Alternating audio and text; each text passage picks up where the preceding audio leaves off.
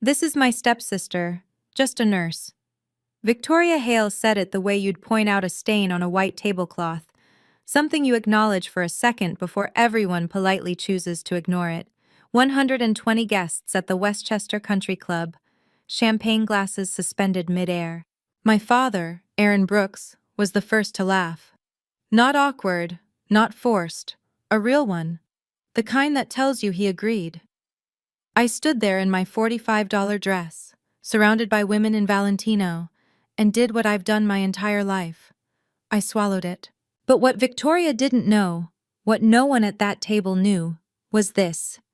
The man at the head table, the groom's father, the one funding every detail of this wedding.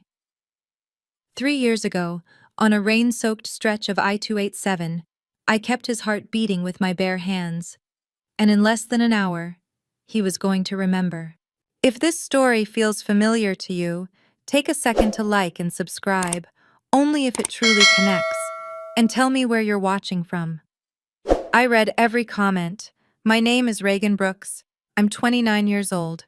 I'm a trauma ER nurse. And this is the story of how my sister's cruelest moment became her biggest mistake. Let me take you back 3 weeks before the wedding, the day Victoria's invitation showed up in my mailbox. It arrived on a Tuesday, wedged between a utility bill and a catalog I never subscribed to. Cream-colored Crane and Company. Paper. Letterpress. A gold monogram pressed into the surface. V and J. Victoria and James. I ran my thumb slowly across the raised lettering. My hands still carried the faint chemical scent of chlorhexidine from my overnight shift. They spelled my name wrong. Reagan, not Reagan. No one in my family had ever bothered to learn the difference. There was no +1. I placed the invitation on my kitchen counter, next to a stack of trauma nursing journals, and stared at it the way you'd stare at a court summons. Because that's what it was. Not an invitation, a summons. Victoria didn't actually want me there. She just wanted me accounted for. Growing up in my father's house felt like training to become invisible. Reagan Brooks married Diane Hale when I was 9. Victoria was 12. From that moment on, the entire structure of our family shifted. Victoria's bedroom had a canopy bed and a custom portrait Diane had commissioned from a local artist. My room was the old study, converted into a bedroom with a narrow cot and a lamp that flickered every time the heater kicked on. Victoria's school photos lined the staircase wall in matching frames. Mine stayed tucked away in a drawer. Diane introduced Victoria to guests as our daughter. I was always Aaron's daughter, from before. And my father? He let it happen, every single time. I used to call him every Sunday, like clockwork. He'd pick up and say, "Hey Reagan, I've got about a minute, talk fast. I'll call you back." He never did. Weeks would go by, sometimes months. And when I finally called again, he'd answer like no time had passed, like I wasn't someone worth remembering. So when Victoria's invitation arrived, misspelled name, no guest, I almost threw it away. Almost. Then my phone rang. It was him. "Victoria wants you there," my father said, his voice carrying that practiced warmth he only used when someone else might be listening. It would mean a lot. I should have known. When my father calls, it's never about me. It's always about what Victoria needs. That night, I sat cross-legged on my apartment floor, my laptop balanced on a stack of pathophysiology textbooks, and looked up the Whitmores. Richard Whitmore, 63, started as a construction laborer in his 20s, built Whitmore Development Group from a single duplex renovation into a company that had reshaped large portions of Westchester County. Self-made, the kind of wealth that doesn't need to announce itself. His son, James Whitmore, corporate attorney, Columbia Law, junior partner at a mid-sized firm downtown. Good-looking in a controlled, deliberate way. The kind of man who looks like he's never made a public mistake. Victoria had been dating James for 2 years, and in that time she had constructed an entirely different version of our family. I pieced it together through her Instagram, the account she never let me follow but never bothered to make private. Carefully curated photos, Sunday brunches at restaurants I had never been invited to, My father in blazers she picked out, Diane with fresh highlights, candles on the table. The captions read like advertisements. Nothing matters more than family. So blessed. The comments echoed back the same thing. Your family is goals. Perfect life. One photo had 47 likes. I wasn't in a single frame. My father managed a hardware store in Yonkers. Victoria told the Whitmores he worked in the home improvement industry. Diane used to cater small neighborhood events, sheet cakes, buffet trays. Victoria rebranded her as someone who ran a catering company. Everything about our family had been remodeled. Fresh paint covering structural damage. I didn't learn until later, through James himself, that Victoria had given the Whitmores very specific instructions about me. I overheard her on the phone with Diane the week before the pre-wedding brunch. "We need her there for the family photo," she said. "After that, keep her invisible." The word hit like something solid. You learn to become essential somewhere else. My shifts at White Plains Hospital started at 7 a.m.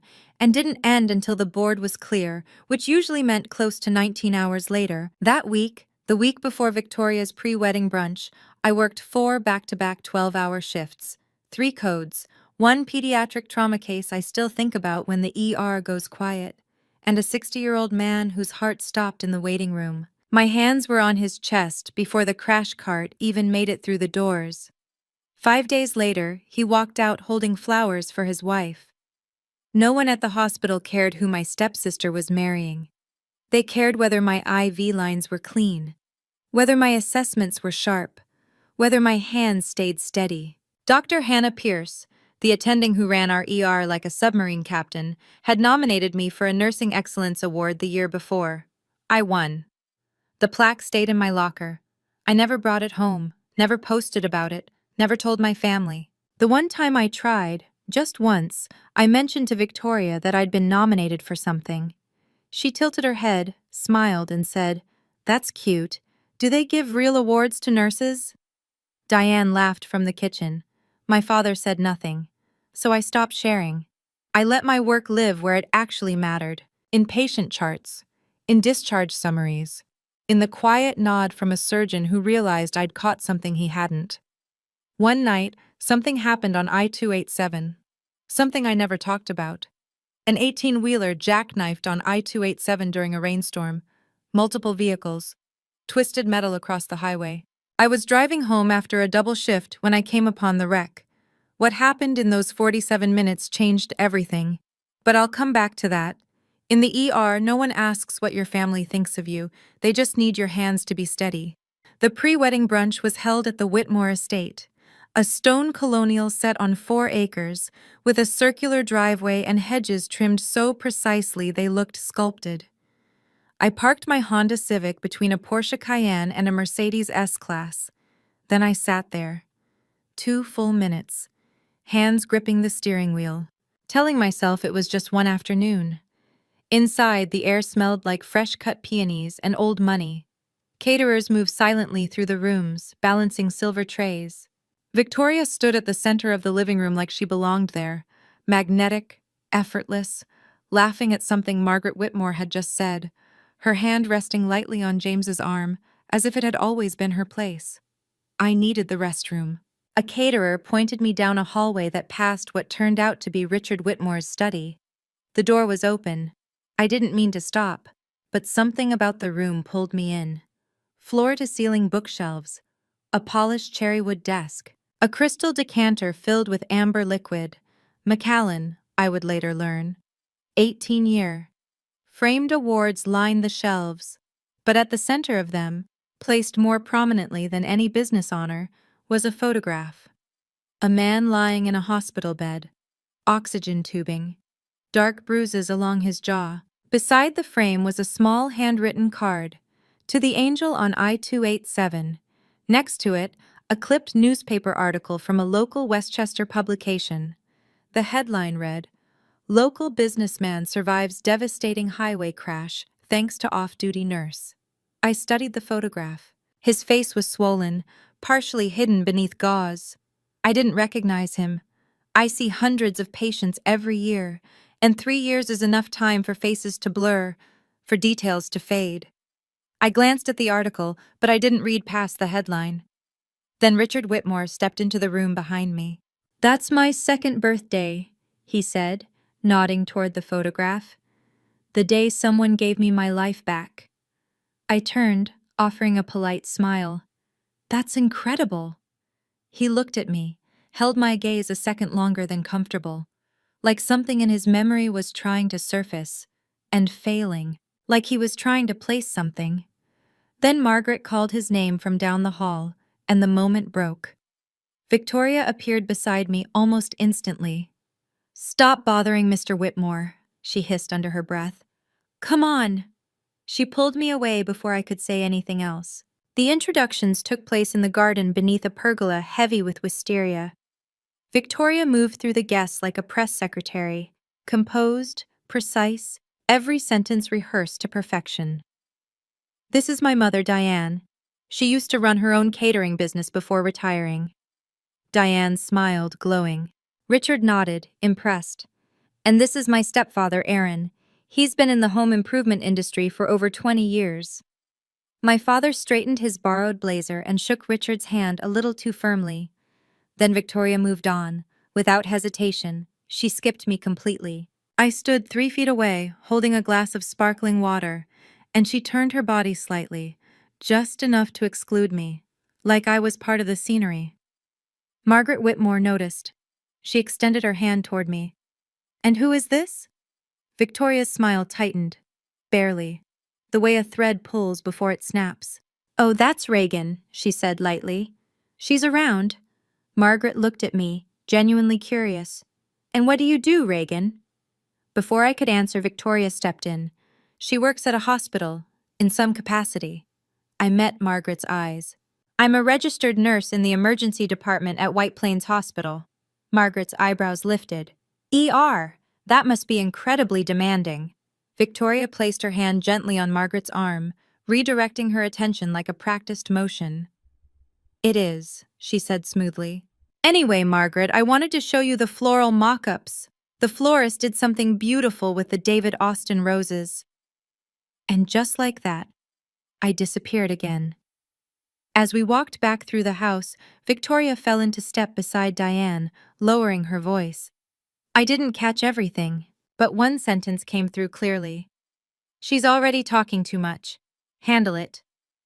Diane glanced back at me. She smiled. The kind of smile that isn't one. She found me a few minutes later near the rose garden. I was standing alone, holding my glass, watching the caterers clear the tables. She approached quietly, soft, controlled, like a door closing so gently you don't realize you've been shut out.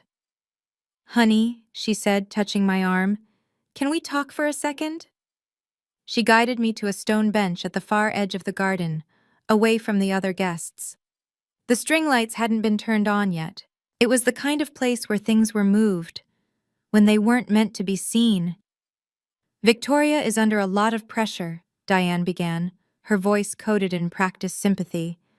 "This wedding means everything to her. You understand that, right?" "What exactly are you asking me to do, Diane?" She blinked, adjusted. "Just be supportive. Stay quiet. Don't make it about you." I'd heard this script before. At Thanksgiving, when Victoria announced her engagement, and I was told not to overshadow it by mentioning my award. At my father's 60th birthday, when Diane suggested I come briefly, just long enough for the family photo. At my own college graduation, when my father arrived late, checked his phone the entire ceremony, and left before my name was called because Diane had a migraine. I was never a person. I was something to manage, a variable to control. "I understand," I said. And I did. Every single word. I walked back inside. Then I walked out again. I called my friend Priya from the hospital parking lot, sitting on the hood of my Civic.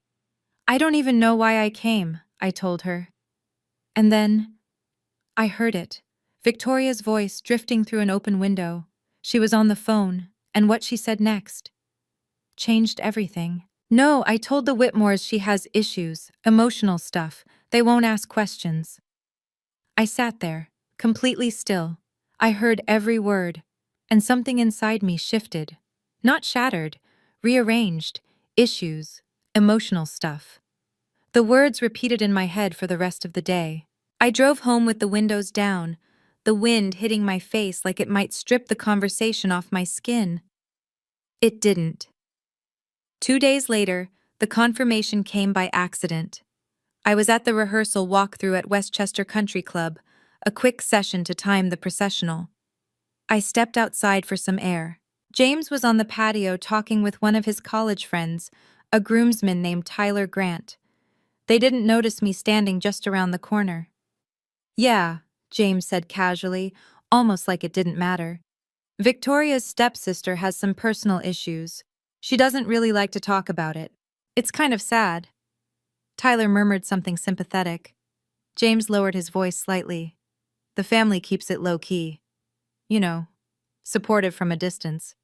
Supportive from a distance, that was the phrase. The version Victoria had carefully crafted for public use. She hadn't just pushed me out of the picture. She had rewritten who I was. In the Whitmore's world, I wasn't someone being excluded. I was someone quietly managed, contained, the fragile stepsister no one brings up at dinner. That night, I called my father. No greeting, no build-up. "Did you know Victoria told the Whitmores I have mental health issues?" There was silence. Then a sigh. That familiar sigh Aaron uses when he's been caught, but wants to sound tired instead of guilty. "She's just protecting the family image, Reagan. Don't make a scene." "Protecting it from what? From me?" I said. "You're twisting this." "Did you go along with it?" He didn't answer, which was an answer. I looked at him. At the man wearing the Allen Edmonds shoes Victoria had chosen, the suit Diane had picked, repeating the version of reality his stepdaughter had built for him. And I understood something I had been avoiding for 20 years. He hadn't just allowed her to erase me. He had helped. The rehearsal dinner was the following Friday at Westchester Country Club. 120 guests. Crystal chandeliers scattering light across the ceiling. A live string quartet playing Debussy. Place cards in Hermès orange, hand calligraphed. The kind of event where even the napkin folds had a name. I arrived 20 minutes early. Not because I needed to, because I didn't know what else to do with the anxiety. I wore a navy dress I had found at Target for $45. Simple, clean lines, no jewelry except my mother's pearl earrings, 2 small points of light. She had worn them every day until cancer took her when I was 7. They were the only thing I had left of her. The seating chart stood on an easel near the entrance, framed in gold. I found my name. Misspelled. Again. Table 18. The last table, closest to the kitchen doors. I would be sitting with a babysitter, a distant acquaintance of Diane's, and one empty chair. Victoria had planned it carefully. I walked in alone.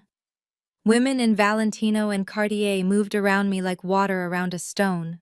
Diane spotted me from across the room. Her eyes scanned me from head to toe in 3 seconds. Then she leaned toward Victoria and whispered something. Victoria glanced over her shoulder, looked at me, and turned away. I read her lips. "She's fine." Meaning I was plain enough not to cause problems. Unfolded my napkin, looked at the menu. Chilean sea bass. Roasted endive. Creme brulee. Each dish probably cost more than what I made in 3 shifts. 20 minutes later, Victoria stepped onto the stage with a crystal-covered microphone in her hand. The room quieted, and she began. She started with Diane. My mother, the woman who taught me everything about grace and resilience. The room applauded. Diane placed a hand to her chest like she had just been crowned. Then Aaron. My stepfather, the man who gave me a real family. My father's eyes filled. He raised his glass. The room followed. Then came the bridesmaids. Her college roommate, her boss at the wedding planning firm. Each introduction polished, warm, carefully delivered. Every word designed to impress the Whitmores at the head table. Then she turned toward the back of the room. And this? She paused, a deliberate pause, because Victoria never left silence unplanned. This is my stepsister, Reagan. Another pause, a slight tilt of her head, a practiced smile. Just a nurse. Anyway, my father laughed, A real laugh. The kind you give when a joke lands exactly the way it was meant to. Diane smirked, one corner of her mouth lifting slightly in satisfaction. A few guests laughed too, not out of cruelty, out of reflex. When the bride laughs, the room follows. 120 people looked at me, for about 3 seconds. Then the moment passed. Conversation resumed. And just like that, I stopped existing in their world. I sat there with my hands folded under the table, my fingers pressed so hard into my palms I would later see crescent-shaped marks. I didn't cry, I didn't stand, I didn't leave. But I noticed something. At the head table, one person wasn't laughing. Richard Whitmore. He was staring at me, his champagne glass untouched. He leaned toward Margaret and said something I couldn't hear. Then he turned to James, and I watched his lips form the words. That girl, I've seen her before. 30 minutes later, Victoria began her toast. She stood beneath the chandeliers, crystal microphone in hand, a wall of white roses behind her. I want to tell a story about family, she said. Growing up, my little stepsister always wanted to help people. She would bandage the dog. She would make ice packs for scraped knees. Polite laughter. She smiled wider. I guess she eventually found her level. The room chuckled. Aaron raised his glass. Diane touched her collarbone and smiled, eyes closed, like she was listening to music only she could hear. I sat there, my hands wrapped around a water glass. The babysitter next to me, a college sophomore named Grace Miller, glanced sideways at me. The kind of look people give when something uncomfortable is happening, and they don't want to be part of it. After the toast, a woman from Victoria's side walked over to my table. Blonde, mid-40s. Cocktail rings stacked across 3 fingers. So you're the stepsister, she said. What do you do, empty bedpans? She laughed at her own joke before I even had a chance to respond. I looked at her. Among other things, last Tuesday I assisted in an emergency thoracotomy. We opened a man's chest in the trauma bay and repaired a torn ventricle. I paused. He lived. Her smile collapsed. She opened her mouth, searched for something to say, found nothing, and excused herself. Victoria appeared less than a minute later. Reagan, don't bore people with work stories. I didn't respond. I didn't need to. The silence after the word lived had already said everything. Across the room, something shifted. James, standing near the bar, was watching his fiancée. There was something new in his expression, a slight crease between his eyebrows, the beginning of a question he didn't yet know how to ask. An hour later, Victoria cornered me in the powder room. White marble countertops, Aesop soap dispensers, monogrammed linen towels folded with precision. She closed the door behind her. The sound landed heavy, final. Listen to me. Her voice was flat now, clean, stripped of the performance she wore in front of everyone else. Tomorrow is my wedding. My wedding. You will sit. You will smile. You will say nothing. She stepped closer. Don't talk to the Whitmores. Don't talk about your job. Don't talk. Period. I met her eyes in the gold-framed mirror. Why did you tell them I have mental health issues, Victoria? She didn't hesitate, didn't flinch, didn't deny it. I told them what they needed to hear. You lied about me. I managed the narrative. Her tone sharpened. You think the Whitmores would accept this family as it is? A hardware store manager and a nurse? She said nurse like it was something contagious, something you didn't want to touch. I'm building something here, she continued. This wedding is the most important day of my life. Don't ruin it. I didn't have a choice, she said quietly. Not if I wanted this life. You're asking me to pretend I don't exist. I'm asking you to know your place. Know your place. 3 words. The same 3 words my family had been telling me for 20 years. Through empty chairs, through misspelled names, through borrowed suits and cropped photos. Victoria was just the first one to say it out loud. The door opened. Diane stepped in, her expression smooth, controlled. Everything okay in here? Just sister stuff, Victoria said lightly. She adjusted her dress, Then her David Yurman bracelet, one I knew she had borrowed from a client. Diane smiled, then closed the door again, like sealing an envelope she had already signed. I stood there in that powder room. Marble, monograms, a space that cost more than my monthly rent. And I made a decision. I didn't know exactly what it would look like yet. I only knew one thing. Tomorrow, for the first time in my life, I wasn't going to stay silent. I left the rehearsal dinner early. No one noticed. I sat in my Civic in the Westchester Country Club parking lot, wedged between a Porsche Macan and a black Range Rover. The engine was off. My hands rested on the wheel, the small RN charm on my keychain, a gift from my ER team after my first year, caught the streetlight and reflected softly across the dashboard. I could leave, go home, skip the wedding entirely, let Victoria have her perfect day, go back to the ER where people actually needed me, where my name was spelled correctly on every chart I signed. No one in that ballroom would miss me. That was the entire point. I called Dr. Hannah Pierce. She picked up on the second ring. She always did. "That's what they called you?" Her voice was steady, sharp. "Reagan," she said, then corrected herself. "Reagan, you've saved more lives in a year than most people do in a lifetime. Don't let anyone make you smaller than that." I looked through the floor-to-ceiling windows of the ballroom. Inside, the party went on, uninterrupted, as if I had never been there at all. Then I saw him, Richard Whitmore, standing alone at the bar, a glass in his hand, looking out through the same window I was staring through. For a brief moment our eyes met, through glass, through distance, through everything I was, and everything they believed I was. Then my phone buzzed. A message from a number I didn't recognize.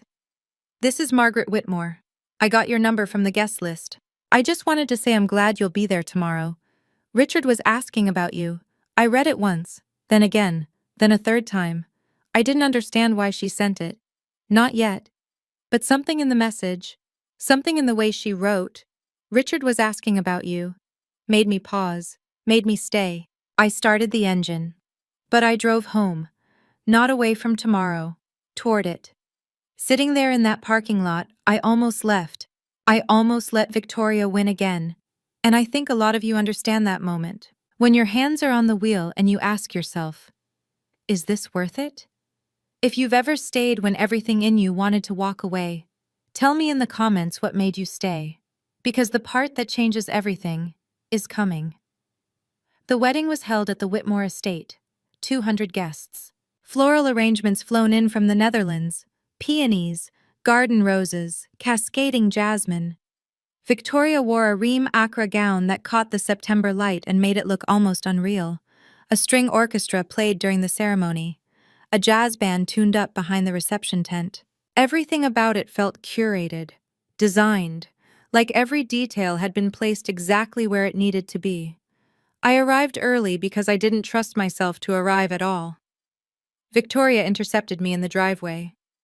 "Why are you early?" she said. "Stay out of photos until I call you." She called me once, just once, for the full family photo.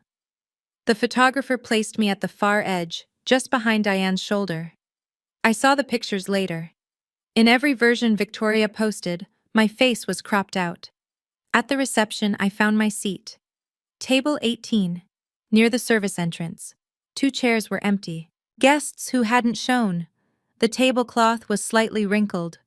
The centerpiece had fewer flowers than the others. I had been positioned as close to invisible as geometry would allow. Then Richard Whitmore appeared. He was moving through the room, table by table, shaking hands, thanking people for coming. When he reached my table, he didn't shake my hand. He pulled out a chair and sat down. "You know," he said, slowly turning his glass, "3 years ago, I almost died on I-287. A truck hit my car head-on. I was pinned, and for 47 minutes before any ambulance arrived, one person kept me alive." He told me about the rain, the shattered glass, the woman who crawled through the wreckage and held his head steady. "She kept talking to me so I wouldn't lose consciousness," he said. "The paramedics told me if she hadn't been there, He paused. I wouldn't be here. I wouldn't be at this wedding. My heart started to pound, but I still didn't connect it. 3 years, hundreds of patients, faces blur, details fade. He looked at me. I'm sorry, he said. You remind me of someone. Then someone called his name from across the tent. He stood, gave my shoulder a brief squeeze, and walked away. Victoria's reception speech was her masterpiece.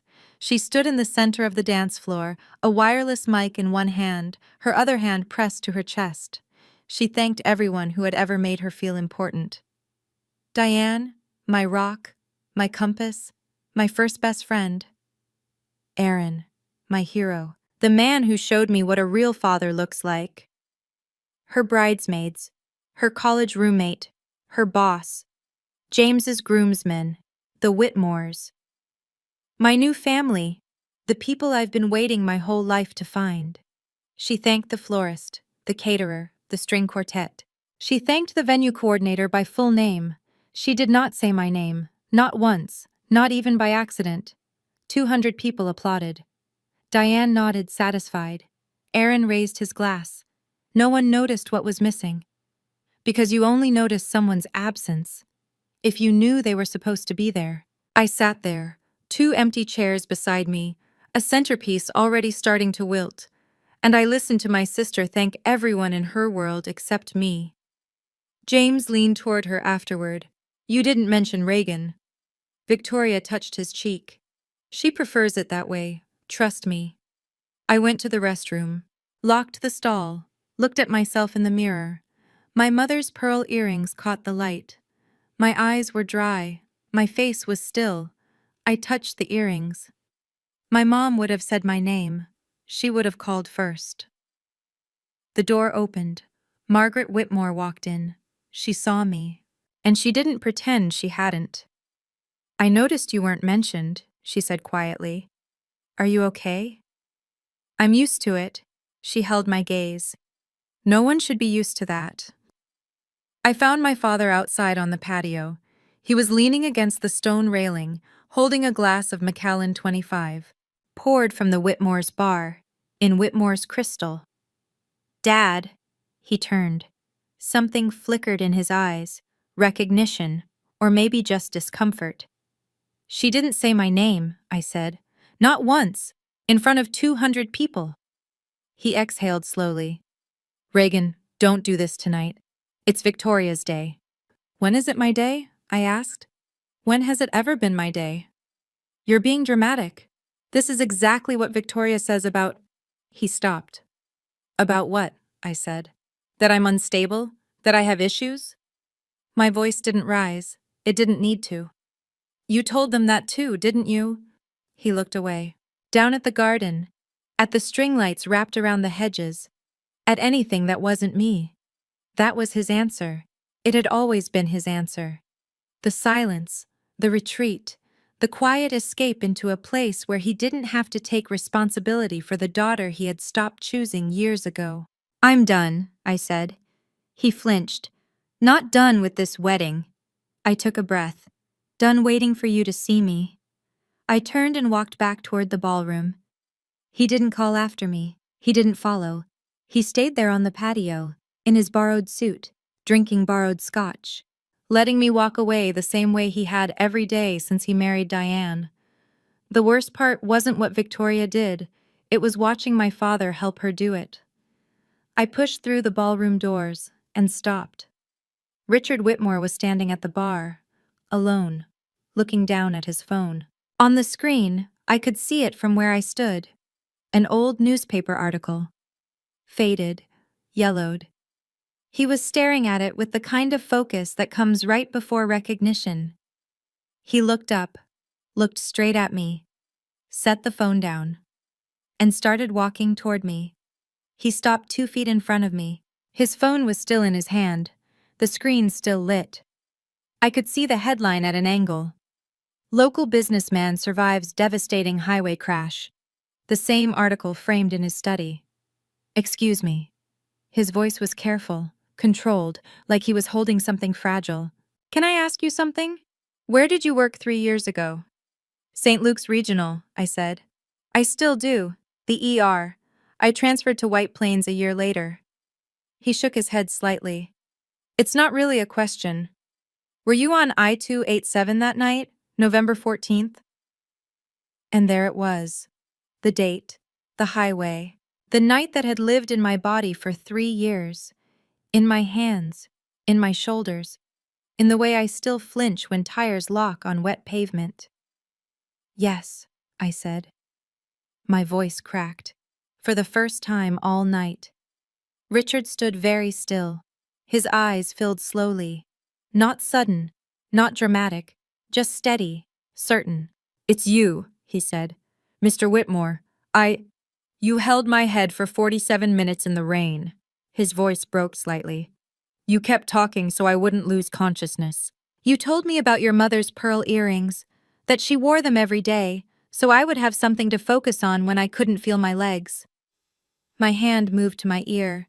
The pearl stud, my mom's pearl stud, the same one I had worn that night. The one I described to a bleeding stranger to keep him anchored to something gentle while the sirens were still far away. Richard's gaze dropped to the earring. His jaw tightened. It is you. Then Victoria's voice echoed through the speakers. Attention, everyone. Time for the father-daughter dance. Richard had to go. But before he left, he took my hands, holding both of mine. Please don't leave, he said. I have something to say tonight. For 3 years, he had been looking for me, and I had been here, in his son's wedding, sitting there. The father-daughter dance began under a canopy of soft lights. Victoria and Aaron moved across the floor to What a Wonderful World. The room sighed on cue. Victoria rested her head on his shoulder and smiled for the photographer. It was a perfect image. It was always a perfect image with Victoria. I stood near the edge of the tent and watched Richard disappear through a side door. He was gone for 12 minutes. I counted. Later, he told me what happened. He walked to the far end of the garden, pulled out his phone, and called St. Luke's Regional Medical Center.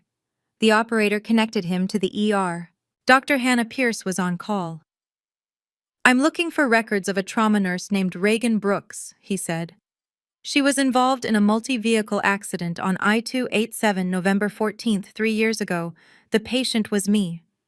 There was a pause, then Hannah's voice, steady as always. Reagan was the lead nurse on scene that night. She stabilized you for 47 minutes before EMS arrived. Another pause. Mr. Whitmore, she saved your life. Can you send me the commendation letter? He asked. I'll send it now. 3 minutes later, his phone buzzed. An email from St. Luke's, Office of the Chief Nursing Officer. Attached. A formal commendation letter, signed by the Chief of Surgery and the hospital director. It described everything in precise clinical language. Reagan Brooks, RN, BSN, demonstrated exceptional composure under extreme conditions, stabilizing a critically injured patient with suspected cervical spine trauma using manual inline stabilization for 47 minutes in severe weather. He read it twice, closed the email, then called Margaret. I need the microphone after the toasts, he said. I have something to say. Margaret paused. What kind of announcement? The kind this family needs to hear. I went back to my seat. The dance floor was full now. Victoria was glowing under the lights, spinning with James, then with Aaron, then with one of the groomsmen.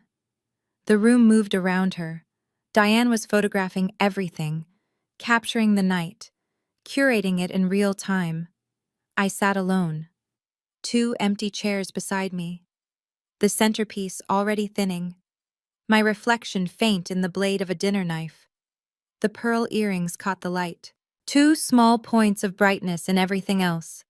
Then Margaret Whitmore sat down next to me. No announcement, no attention drawn. She simply pulled out the chair beside me, at the worst table in the room, and sat like she had chosen it, on purpose. Her Loro Piana shawl rested over the back of the chair. Quiet, expensive, the kind of luxury that doesn't need to prove anything. We sat in silence for a moment, then she spoke. Richard told me about the highway. I looked at her. He remembers more than I expected. He remembers everything, she said. He talks about that nurse every Thanksgiving, every year. She folded her hands gently. You saved the most important person in my life, and you never came forward. I didn't do it for recognition, I said. I did it because I was there, and I knew what to do. I know, she said softly. That's exactly why you deserve it. The music shifted, something slower. What is he going to do? I asked. Margaret looked at me, and for the first time in a very long time, someone looked at me with something close to protection.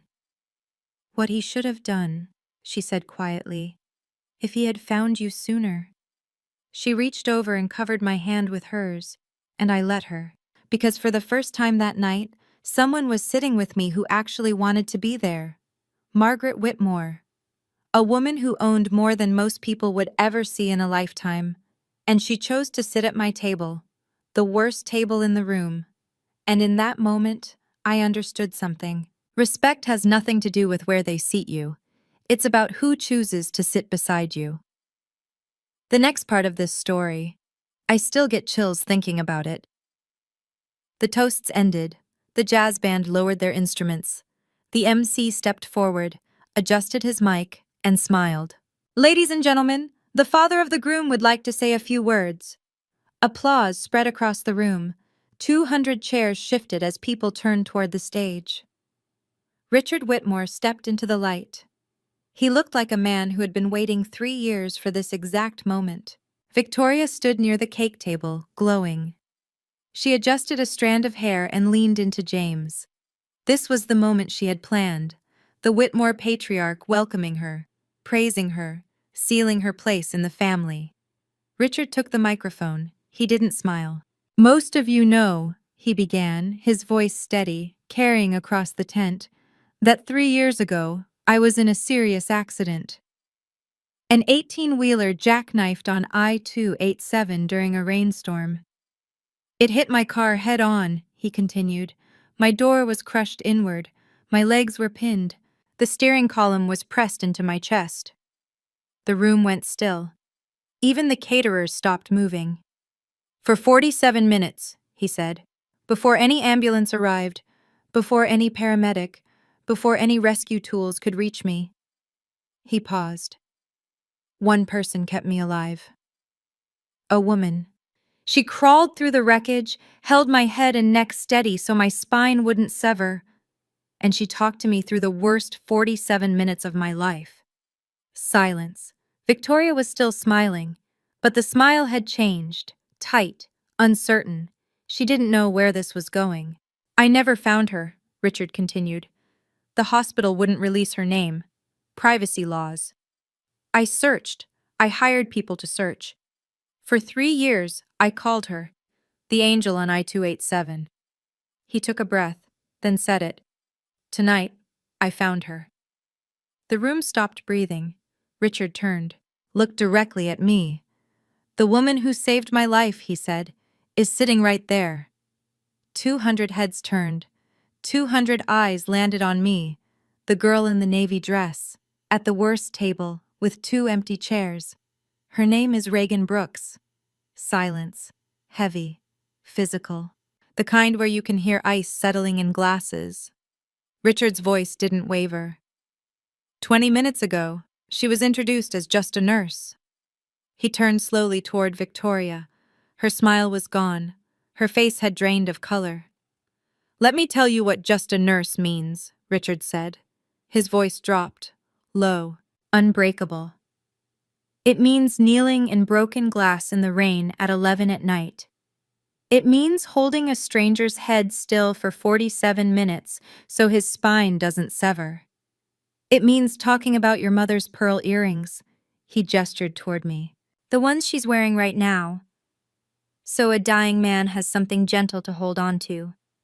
He lifted his phone, the screen facing the room, the email from St. Luke's, the commendation letter, the hospital seal. This came from St. Luke's Regional Medical Center, he said. A formal commendation signed by the chief of surgery and the hospital director. It states that Reagan Brooks demonstrated extraordinary composure under extreme conditions. That she was solely responsible for stabilizing me until paramedics arrived. Someone started clapping. Then another. Then more. A wave building from the back of the room, moving forward, until nearly everyone was on their feet. Victoria stood frozen on the stage. Aaron had lowered his glass. He was staring at me, like he was seeing someone he should have recognized years ago. James turned toward Victoria. His voice was quiet, but in the silence, everyone heard it. You told me she had mental health issues. A pause. You lied to me. The applause faded, collapsed into silence. Every eye shifted to Victoria. James stood 3 feet from her, arms at his sides. Did you tell my family Reagan was mentally unstable? Victoria's hands moved to her necklace. A nervous habit, one I had seen my entire life. James, this isn't the time. Answer me. The tent felt like a courtroom. 200 witnesses, no escape. Victoria tried to smile. It didn't work. Too wide. Too forced. I was just trying to